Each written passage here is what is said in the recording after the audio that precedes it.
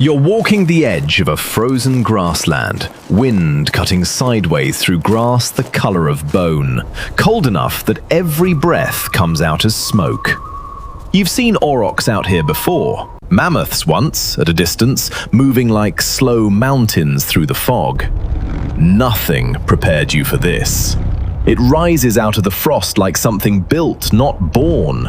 A wall of shaggy hide the size of a small hill, breath rolling off it in clouds, hooves the size of dinner plates pressed into frozen mud. And rising off its skull, catching the low winter sun, something that shouldn't exist. A single curved spike, longer than you are tall. Long enough that if it lowered its head at you, you'd be staring straight up the length of it, watching your own reflection bend along the curve. You don't have a word for what you're seeing. Neither did anyone else for another 35,000 years. When scientists finally dug its bones out of the permafrost, they gave it the only name that fit. They called it the unicorn. Here's the twist. Almost everything you think you know about that name is either more true or far stranger than the fairy tale ever was. This is the real story, what we know for certain, and the parts even paleontologists are still fighting about. Let's get into it. Meet Elasmotherium sibiricum. Not a myth, not a hoax carved out of some old skull by a bored 19th century scientist. A real animal that really walked the Eurasian steppe. And, by the numbers, it should be impossible. 15 feet long, tip to tail. Picture two family SUVs parked bumper to bumper. Up to 8,000 pounds on the hoof. Heavier than a fully loaded pickup truck, sitting comfortably in the same weight class as an adult African elephant. And crowning its skull, a bony dome the size of a bowling ball, believed to have anchored a horn stretching another 6 feet into the air. Take the horn on a modern rhino, the biggest one ever measured, barely cracks 4 feet, and roughly double it. That's the animal we're talking about. Technically, it's a rhinoceros. In the same loose way, a wolf is technically a dog. Somewhere around 35 million years ago, its family line split off from the rhinos we'd recognize today, and it kept evolving in near total isolation on the Eurasian steppe for millions of years afterward. By the time it reached its final form, almost nothing about it looked like a rhino anymore. Long, almost horse-like legs, built for covering serious ground fast. A thick, shaggy winter coat that could survive temperatures that would kill a modern rhino in a week. And that skull. A skull unlike anything else that has ever evolved on this planet, before or since. First described by scientists in 1808 from bones dug up in Russia, and for 200 years, paleontologists mostly agreed on what it looked like. That agreement is not as solid as it used to be, but we'll get to that. Right now, we're going to follow one animal in particular, an old bull, almost certainly in the final years of a long life. One of the last of the great bulls to walk this stretch of steppe. We'll call him the Old One. Because by the time this story ends, he may be exactly that. The last of something the Earth will never build again. And in a moment, you're going to watch him prove why nothing out here challenges him twice. The Old One's world is grass. Endless, wind-scoured grassland running from what's now Ukraine to the frozen edges of Siberia. One of the largest continuous habitats that has ever existed on this planet. For most of his life, it has simply been his. He eats up to 100 pounds of tough steppe grass a day, grinding it down with molars built like millstones, jaw muscles working almost constantly during daylight hours just to keep that much bulk fed. Some researchers think that bony dome on his skull wasn't only there for the horn. It may have braced the muscles needed to swing his head low and hard, plowing up roots and turf that softer-skulled grazers can't reach. If that's true, he isn't just eating this grassland. He's turning it over, working it, keeping it healthier for every smaller grazer that depends on it too. He's not the only giant out here. Woolly mammoths cross his range like slow-moving weather systems, unbothered, uninterested. Woolly rhinos, smaller, lower-built cousins in thick armor-plated hide, graze the same pastures without much friction. There's more than enough steppe to go around. But not every visitor to this grassland is harmless. One afternoon, and this is the kind of moment that decides a reputation, a pride of cave lions, hungry, testing, drifts in from the tree line toward a knot of younger, smaller animals grazing near the old one's flank.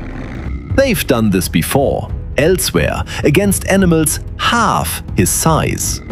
They circle, low and patient, reading the herd for weakness. The old one doesn't run.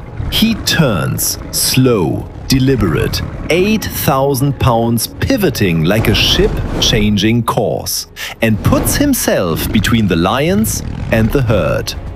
He doesn't charge. He doesn't need to. He simply lowers his head, and 6 feet of horn swings level with the lion's chest height, and holds there. The lions read the math the same way every predator on this steppe has learned to read it.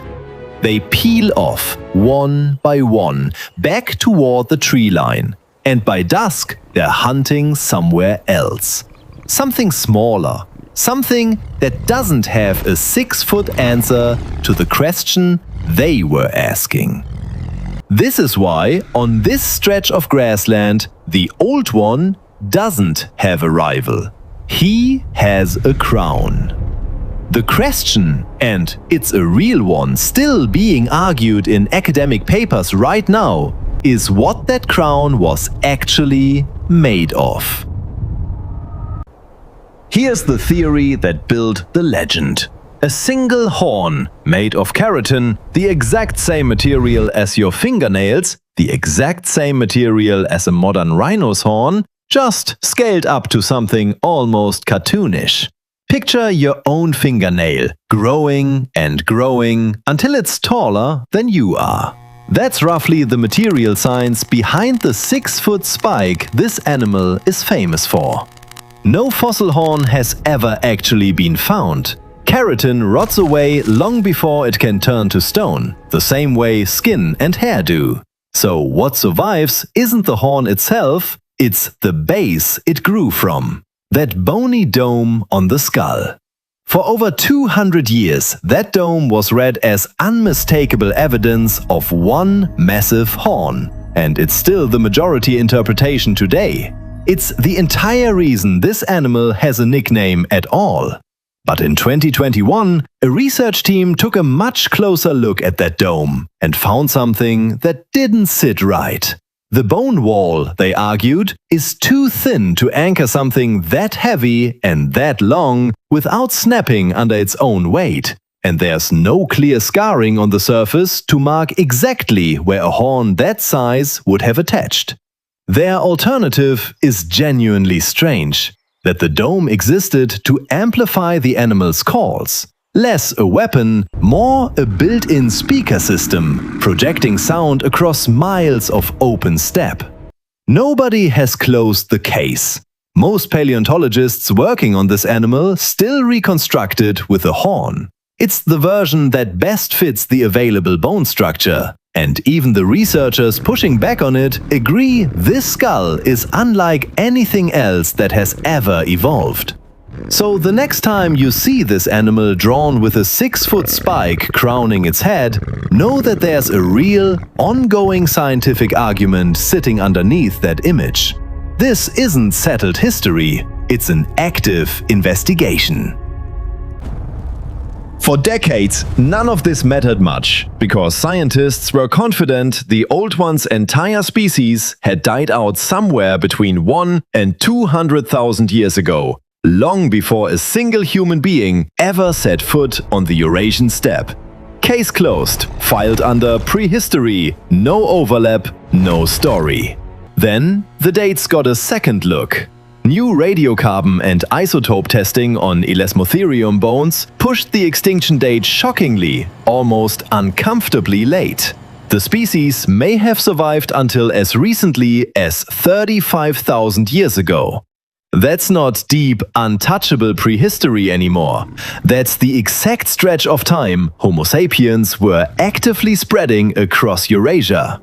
The exact stretch of time Neanderthals were making their last stand before disappearing from the planet for good. Which means, for a real window of thousands of years, it's likely that human eyes looked up at a 6-foot horn rising off a mammoth-sized animal and had absolutely no framework for what they were looking at. No word for it, no story that fit. Here's where this splits into what we actually know and what we don't. And the honest answer is more interesting than a clean story would be. What we know: humans and Elasmotherium shared the same land at the same time, almost certainly within sight of each other more than once. What we don't know is what happened in that moment. There's no confirmed archaeological site anywhere with Elasmotherium bones lying next to human tools or a human campfire. A handful of cave paintings have been proposed as possible depictions of this animal over the years. Most researchers who've studied them closely aren't convinced any of them actually show it. So, did early humans hunt the last of these giants toward extinction, tipping an already shrinking population over the edge? Some researchers think human hunting pressure is plausible, even likely, given how tightly the timing lines up. Did the memory of an enormous horned giant get carried down, mouth to mouth, generation after generation, slowly mutating into the unicorn myths that eventually reached medieval Europe thousands of years later? It's one of the most seductive theories in paleontology, and it is still, honestly, unproven. Nobody has the receipts. The truth, unresolved, is stranger than a confirmed story would be. Somewhere out on that steppe, real people looked at a real unicorn. We will probably never know exactly what they thought when they saw it, or what, if anything, they did next. Whatever happened between them, it wasn't people that ended the old one's world first. It was the sky. The climate was turning. The last glacial period was tightening its grip across Eurasia, and the endless grassland his entire body was built to exploit began shrinking, year after year, replaced by cold hardy moss and lichen that a 100-pound-a-day grazer simply cannot survive on. Herds fragmented. Populations that once stretched unbroken from the Black Sea to Siberia contracted into smaller and smaller pockets of surviving grass, cut off from each other by hundreds of miles of terrain that could no longer feed an animal his size. Being enormous, which had made the old one untouchable for most of his life, becomes the very thing working against him now. A 100-pound daily appetite is a luxury only a healthy grassland can afford, and his is no longer healthy. Slow reproduction, likely just one calf every several years, typical for an animal this size, meant his kind had no way to bounce back once the numbers started sliding. Faster, hardier, smaller grazers adapt around him. The giants simply cannot. Over what's likely his final seasons, the herd around him thins in ways he has no framework to understand. Fewer rivals to challenge him in spring, fewer calves born each year. The grassland he spent decades turning over and reshaping with his own skull shrinks past the point where it can support an animal built the way he's built. The cave lion prides that once tested him and backed off stop testing him at all, Not out of respect anymore, but because there's simply less of everything left out here worth the fight. Somewhere in that final window, the fossil record says as recently as 35,000 years ago, and possibly later, in some last surviving pocket of steppe nobody has found yet, the old one lies down in grass that's thinner and shorter than any grass he grazed as a young bull, and doesn't get back up. No fanfare, no last stand against a hunting party, no final confrontation the cameras were rolling for. Just one more grazer in one more failing grassland, at the tail end of an ice age that was quietly rewriting who got to survive it and who didn't. Somewhere within a few thousand years of that moment, the very last Elasmotherium sibiricum on Earth, wherever, whoever it was, does the exact same thing. And an entire 6-foot horn, an entire evolutionary experiment 35 million years in the making, is gone. Here's the part of this story that isn't finished yet. 5 species of rhinoceros are alive on Earth today. 2 of them, the Javan and the Sumatran, are down to a few dozen individuals each, critically endangered, edging toward the exact same kind of ending the old one's entire species already lived through once. The pressure this time isn't a shifting climate slowly stripping away their grassland, acre by acre, over thousands of years. It's us. Directly, immediately, in real time. Poaching. Habitat cleared faster than any of these animals could ever adapt to losing it. 35,000 years ago, a 6-foot horn walked so far outside human experience that when we finally dug up its bones, the only word that fit came straight out of fairy tales. Today, there's no mystery left. We know exactly what a rhinoceros is. We've known for centuries. And we're running almost the exact same experiment anyway. Watching a population shrink, watching the range collapse, and hoping, in a way nobody was hoping for the old one 35,000 years ago, that this time the story doesn't end the same way. The unicorn was real. It walked this earth long after we assumed it had already vanished. Crossed paths with people who had no name for it and no story that fit, and disappeared before either side ever fully understood what it was looking at. Its closest living relatives are still here, right now, still running out of time. That's the true story of the last unicorn. Stranger and more real than the fairy tale ever gave it credit for. If you want more of the real animals hiding underneath our myths, hit subscribe. Stay adaptable. We'll see you in the next one.